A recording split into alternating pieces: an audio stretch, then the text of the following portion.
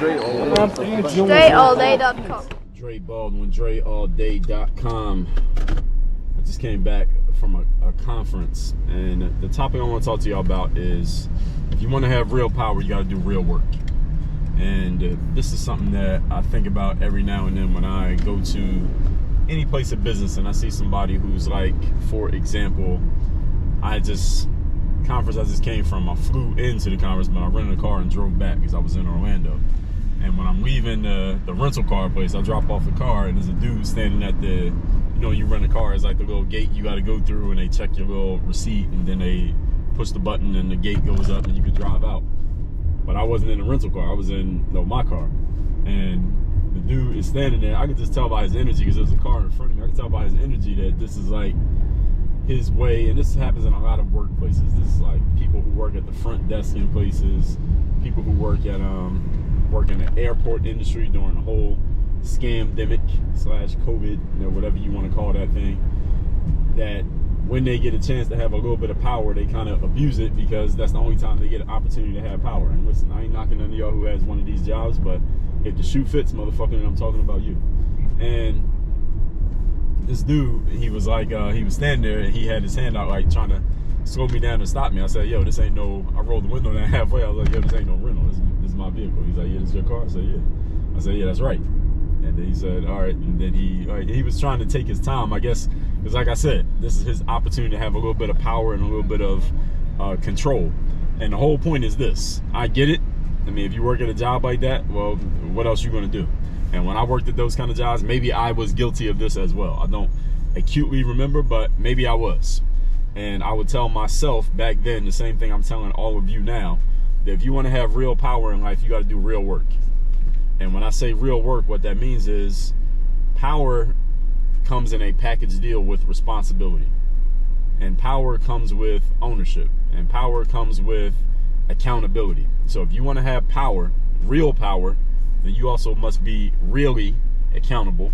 You must have real ownership, and you got to take real responsibility. The thing is, when you're working as a flight attendant, telling people, you got to cover your nose and your mouth with a mask, all right, you haven't put anything up, you haven't put anything on the line to have that power. So you don't really have power. You have power that's granted to you by the person who writes your check. That's not real power. You don't have any real accountability, because if something goes wrong, you're not the one being held accountable for it. The company is. You just work there. The company goes out of business because it ain't making no money. Nothing happens to you. You just go find yourself another job. That's not real power.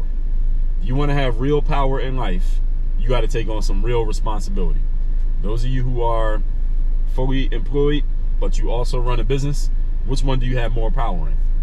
Usually is the place where you run the business, even though the business might not be making as much money as your job, as your employment.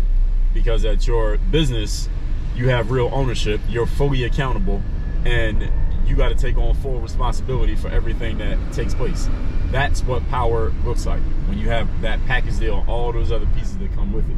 If you only got the piece of, you got some kind of job title, so you can kind of, in some ways, tell people what they got to do, like, you got to follow these rules, or telling people what the deal is. Like I told y'all the story, if you didn't read my article, but I talked about it in the video, like when my son was born and we were at the hospital, and these doctors and nurses are trying to dictate to me how things are going to go, and I corrected them and let them know, like, no, y'all don't dictate to me. Like, I don't get dictated to by employees. And again, respectfully to all y'all who have jobs, like, if you want real power, you got to put yourself in a position of real power, which means a position where you can lose just as equally as you can gain.